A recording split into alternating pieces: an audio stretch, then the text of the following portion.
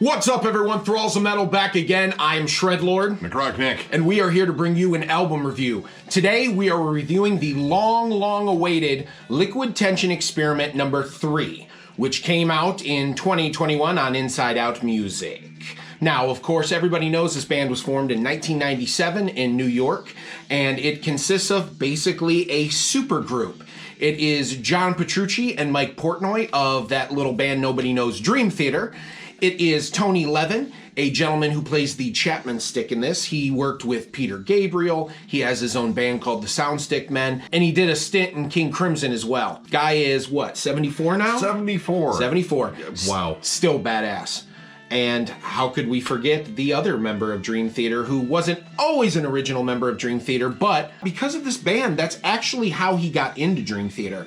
They put together this kind of super group, and Jordan Rudess, of course, the player I am talking about, ends up being the keyboard player, and Petrucci and Portnoy say to themselves, this guy is exactly what we're needing in the band, and promptly ask Derek Sherinian to leave and ask Jordan Rudess to join.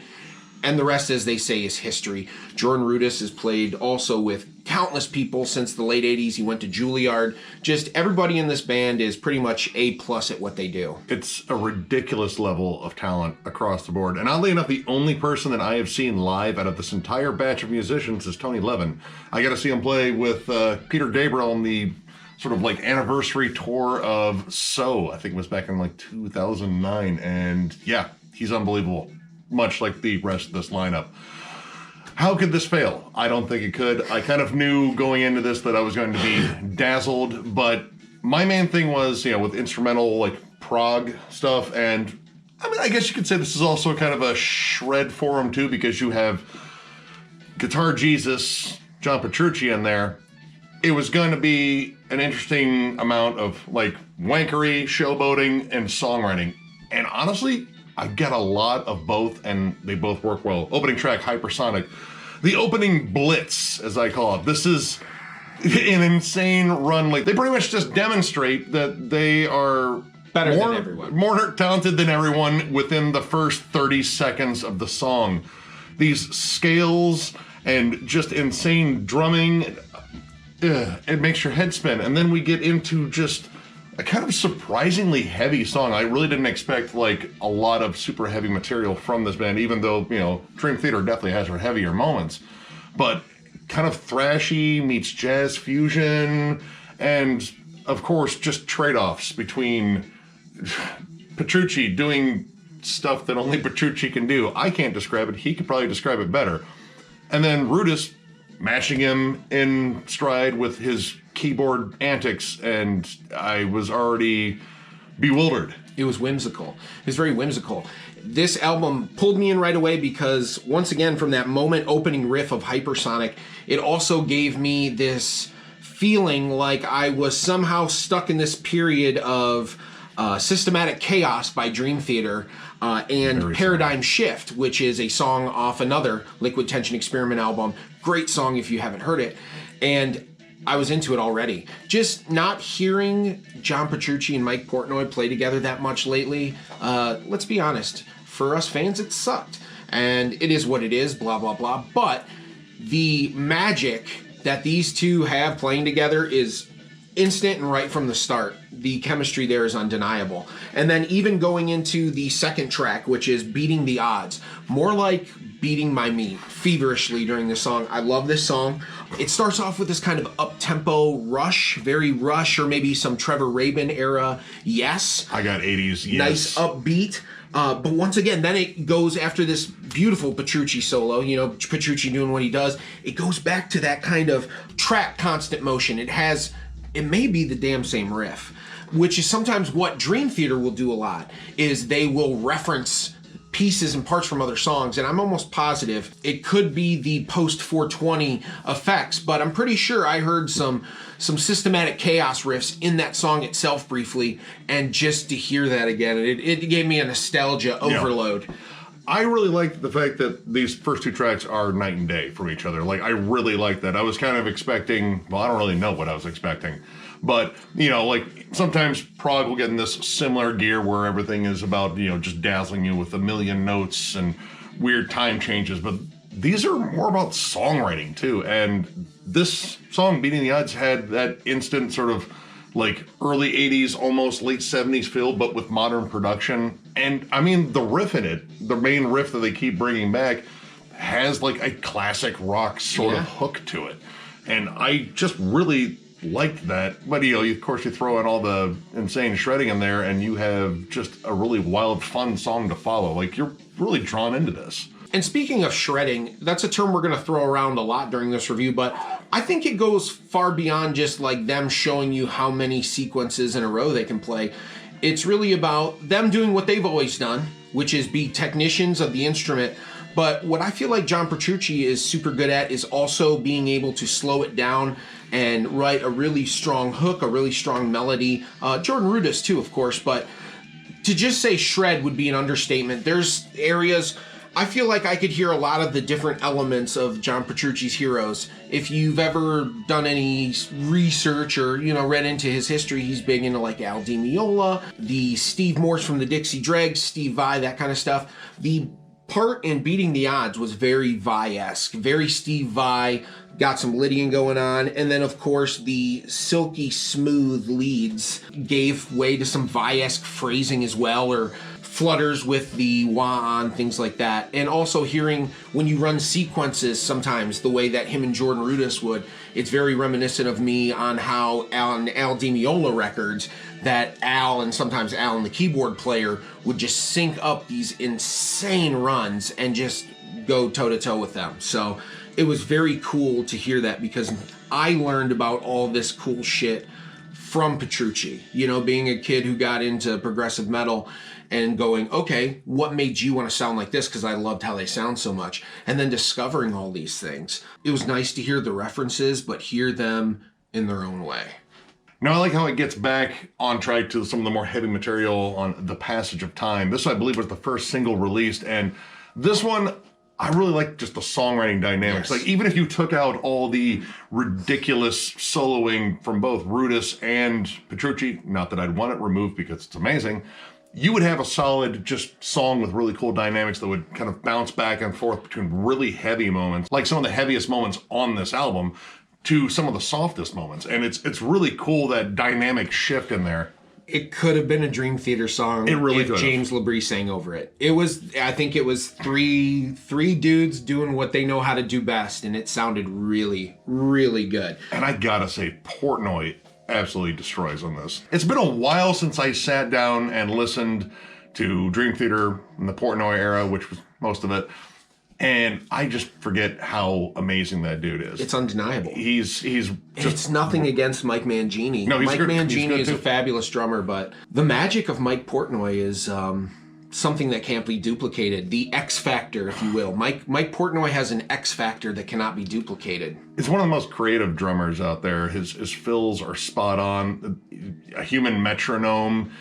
The beats and stuff that he does, the off-time stuff, it's all super creative, and he never loses the sense of the song. Like, it doesn't become like this wreck of technical fills and such. Like, no, it's almost always in some sort of cool little proggy pocket that he lives in, and God, he just kills it on this. He's the baby professor. But when it came down to like finding just a groove and rocking it, the last track, Key to the Imagination, I love the fact that this song is 90% just in a solid groove, and he and Tony Levin just play off each other so well. Oh, yeah. Tony Levin's funky bass lines that come in, and dude, the bass comes in thunderously on this. They pretty much just build the song for Jordan and Petrucci just to have fun over. It's like, no, we've anchored this rhythm section. We're going to stay in this nice sort of groove. Bob your head, find the notes, find the solos. It's here for you. Take it. It's and here. for 13 minutes of it, and I was not bored at all. This album was a quick listen, honestly. I did not feel bored or distracted during it all. It went by pretty quickly because it was so enjoyable. Pretty much most of this album was really amazing for me, honestly. Some not so interesting moments for me would possibly be a track like Chris and Kevin's Amazing Journey. Not that it's bad, but it's really an interesting, unique song in that it's a rhythm section song. So there's a bass and a drummer, and they're, creating an interesting song, but maybe I would have enjoyed it more if it was a little bit shorter. Yeah. Perhaps, but they took their time and let it expand and did their thing. I mean, it's interesting. It kind of starts off as like some weird, like acid jazz thing. I believe Tony Levin's doing a stand-up bass and playing with a bow. Definitely, and it's electric. So I mean, it's getting this really just kind of weird, drony tone to it, and it seems like it takes a while to get going. Now I know this song has some sort of like story in terms of like a photographer or something like inside joke. Yeah, an inside joke that's been going on. They got both Tony and Mike Portnoy's names wrong. Chris and Kevin. Called him Chris and Kevin, and they're like, who? So they decided to do this long-running joke about it and make some songs around it. It's interesting, but it kind of just screams long interlude.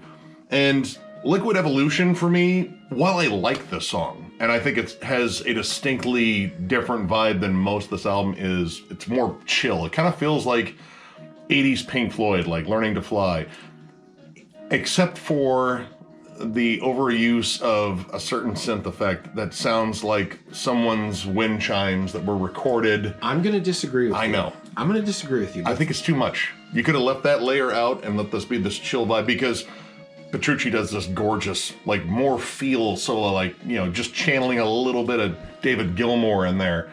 But this chiming, pretty much just calm down, Jordan. You didn't need to do all that. You had some really cool layering in the background that I thought was really nice and very subtle, which isn't necessarily Jordan's style. But that was kind of a takeaway for me on this. I'm going to disagree. I think this song was excellent. I really enjoyed it. It had a very heavy, almost Joe Satriani type groove to it, which set itself up well for some beautiful phrases and stabs. The other really cool thing is the keyboard sound, which you are not a fan of, is very reminiscent of something I'm very much a fan of. It very much sounded like Chick Corea, RIP, kind of Return to Forever or the Electric Band kind of vibe to it. So I dug it. To me, it sounded like Chick Corea played on a Joe Satriani track that Jordan Rudess and John Petrucci guest soloed on. So for me, I was all about it. The only other thing I can say is they decided to take on the task of covering Rhapsody in Blue in its entirety. Big song. Big song. Now, I guess this was something they did live a lot, and they finally wanted to record it. And I will say it is grandly ambitious, because I never thought I would hear John Petrucci shredding over a jazz show tune. But here we are, and it happened. And honestly, it's really interesting. I knew the tune when I heard it, and I didn't actually look it up until I kept hearing the melody repeat. I was like, that sounds vaguely familiar. And I looked it up and was like, oh my God, they're covering Gershwin. Who does that? Who does that? They do. But it's interesting, like their take on it. It's different, but it has a very, I don't know, like different kind of whimsical feel. Yes. And I like it. I appreciate the musicianship. And again, taking on a song that is, you know, generally string sections, big band, stuff like that. It's missing something that's generally like kind of the show tune that kind of goes with it. It feels like there needs to be like some sort of cinematic thing that would go with it. But too many interludes and not enough of a main part. Yeah, and I mean that's how the song was written. And I mean, they didn't try to metal it up too much or anything like that, which probably would have been, I don't know, less fitting if they did. Ambitious, but I really wasn't 100% into it. But of course, I still appreciate it. Absolutely. And the musicianship was still stupid good. And that was pretty much my thing on this. Like, I love the mix of just insanely tight musicianship. Like, it's ridiculous. But also, it's not just wankery. It's not just showboating. It's actual songwriting. And even, again, covering something that is well outside of what you'd think their wheelhouse would be.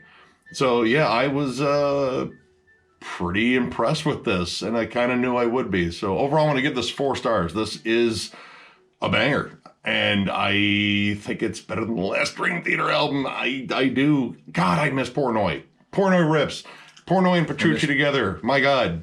Dude, this is flat out amazing. If you love just insanely good musicianship, you have to get this. You will be thoroughly impressed. Your jaw might hit the floor. Twice, maybe 3 times. I love this, and I need to go get a copy of this because I need to jam it more times, because there's probably stuff I missed in that blur of just insanely good musicianship on here. Get it. It's awesome. This album is a banger for me as well. I'm going to even rate it slightly higher than my fellow cohort here. I'm going to give it a 4.5. While Chris and Kevin's Amazing Journey wasn't my favorite track, it's definitely not something that I would be like, man, I can't dig this, I need to skip it. So it's nothing that I hate so much I would skip. And Rhapsody in Blue is okay. It's just, I wouldn't want to listen to 13 minutes of Rhapsody in Blue, but everything else is stellar, very reminiscent of some of my favorite eras of Dream Theater and other influences and early prog bands as well. Fantastic record. The boys do it again. 4.5 out of 5 for me, all day long, all day strong. I'll leave. So if you enjoyed this video, give it a thumbs up. If you are new to the channel, subscribe, because we do stuff like this all the time. We also are on Patreon now, so if you would like to help us out there, check out the link below. We are throwing on more content on there. We have some outtakes on there. So if you'd like to help us out there, that would be much appreciated. And with that, I thank you all for watching, and we will catch you later.